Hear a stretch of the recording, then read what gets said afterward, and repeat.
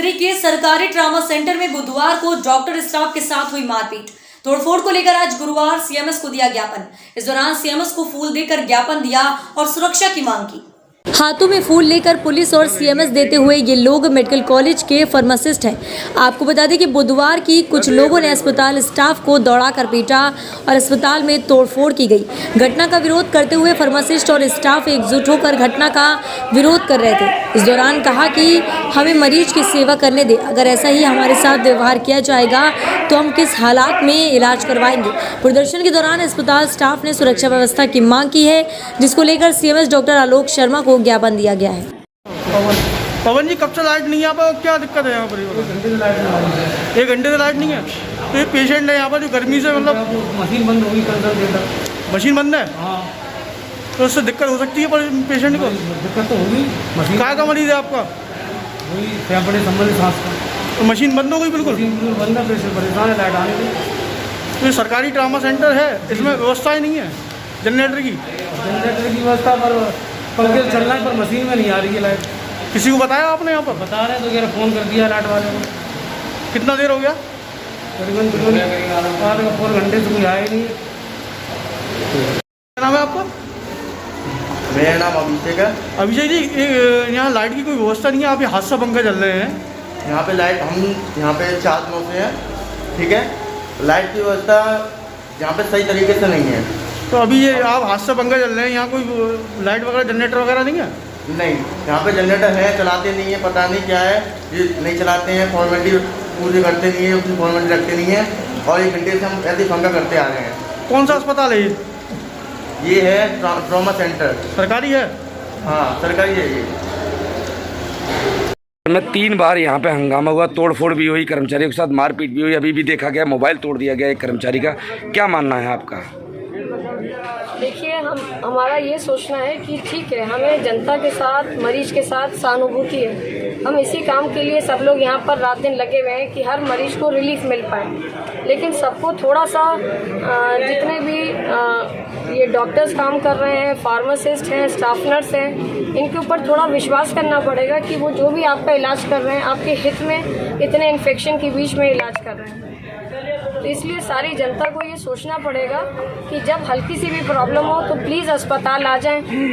अपने घर में वेट ना करें कि जब 40 ऑक्सीजन हो रही है, 50 ऑक्सीजन हो रही है, या मरीज की जब सांस हालत इतनी बिगड़ रही है तब वो अस्पताल में भाग रहे हैं और उसके बाद वो अस्पताल को जिम्मेदार ठहरा रहे हैं कि हमारे मरीज का ठीक से इलाज नहीं हुआ। अगर उसे ऑक्सीजन की ज़रूरत नहीं है तो ज़बरदस्ती ना करें, किसी और का अधिकार ना छीनें। अगर उसकी ऑक्सीजन 98-99% चल रही है तो क्यों इतना हाइपर होकर मांग रहे कि हमें ऑक्सीजन दो, दूसरे के मुंह से ऑक्सीजन निकाल कर हमें दो।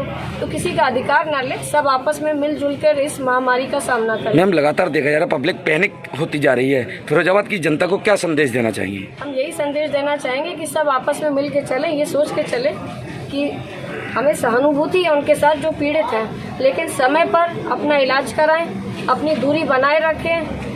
मतलब भीड़ वाले इलाके में ना जाएं, 4-4, 5-5 के लोग जो गड़े होकर बातें करते हैं वो सब ना करें। जितना हो सके अपने आप को आइसोलेट करें, ज़रूरत हो तभी घर से निकले, अनावश्यक रूप से भीड़ भाड़ इलाके में ना जाए, ना भीड़ इकट्ठी करें।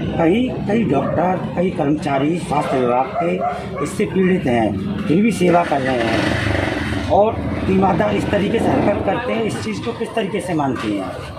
देखिए, इसमें हम समझा सकते हैं, हमारे मंथर डॉक्टर स्टाफ सब बीमार चल रहे हैं, वो भी इंसान है, लेकिन फिर भी 10वें 11वें दिन मैं सबको अनुरोध करती हूँ कि आप लोग ड्यूटी पर वापस आ जाइए।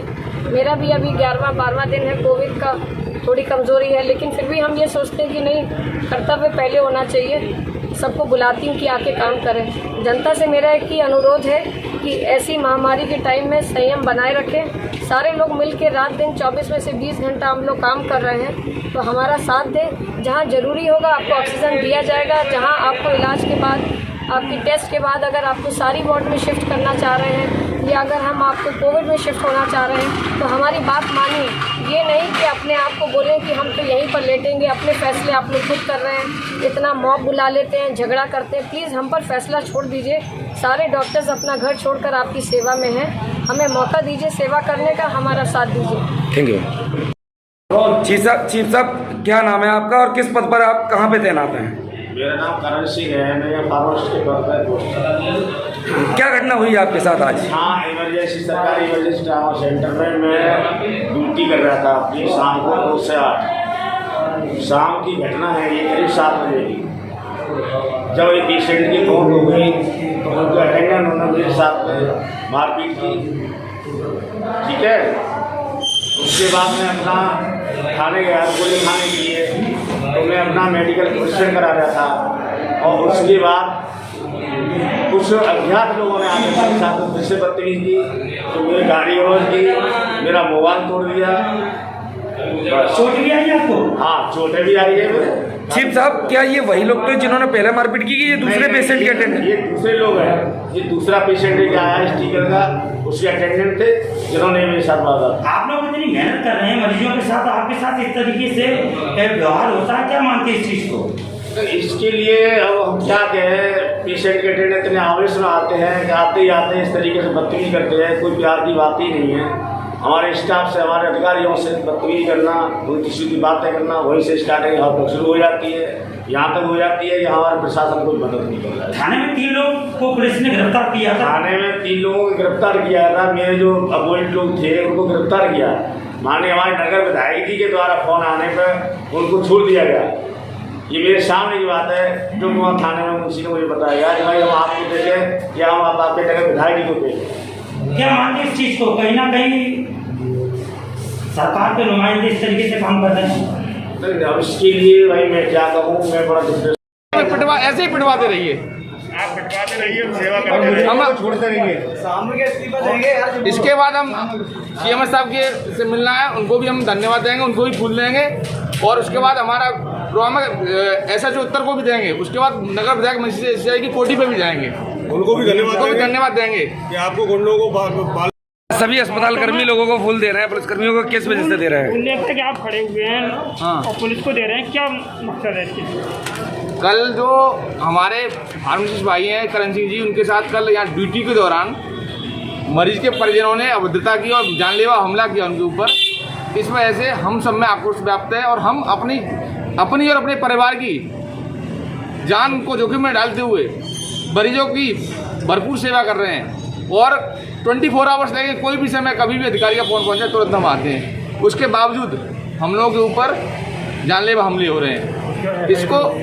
इसके बाद हम लोग FIR करने गए, FIR कर 3 लोग अरेस्ट किए गए थे, लेकिन वहाँ सुना कि नगर विधायक मनीष सिसोदिया के कहने पर उनको छोड़ दिया गया, उनके कहने पर छोड़ दिया गया और केवल हमारा एक सांकेतिक और धन्यवाद ज्ञापन करने का है। आप हमें पिटवाते रहिए और उनको छोड़ते रहिए और हम आपको के मरीजों की पूर्णतः सेवा करेंगे तन मन धन से और आपका धन्यवाद देते रहेंगे। हम अंतिम व्यवस्था करते रहेंगे। लेके जहाँ एकत्रित हुए हैं सभी चीफ फार्मासिस्ट क्यों हुए हैं? हमारे साथी यहाँ पूरे तन मन से 24 आवर कोविड के पेशेंटों की सेवा कर रहे हैं।